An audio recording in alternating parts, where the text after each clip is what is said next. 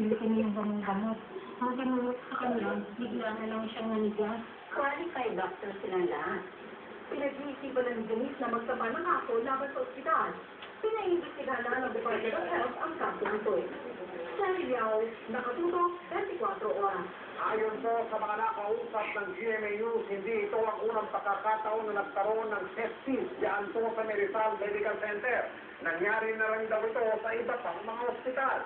Inaantay na ng Department of Health ang resulta ng pangunang investigasyon na iniutos silang gawin sa ospital. Maya-maya lamang po, alamin natin ang tugon ng lokal ng pamahalaan ng Pasig. Hinahanap din po namin hanggang sa mga sandaling ito ang iba pang mga pamilya na matayan ng sanggol. Todo alerto ang kapulisan sa Mindanao.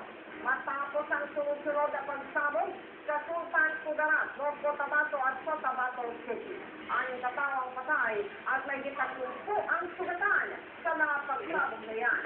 Nakatutok si Ricky Nalago ng GMA Davao. Mga 3 hours ago, ilipas ang mga iskuro na nanay kagabi at pagpapaglikas ng buhay. Ilang minuto pa lang noon, na mangyari pagsabog sa makilala North Cotabato bandang alas 8 paggabi. Tanggi at mga kainan na malapit sa munisipyo na puluhan. Ang mga residente, pinalo ng takot at buko. Adik ang kumpirmadong nasabi. Kesta pala sa makilala ngayon marami na ng tao. Nalampot siya ang sugatan. Isinubo ng mga biktima sa San Tulinyo din ng hospital.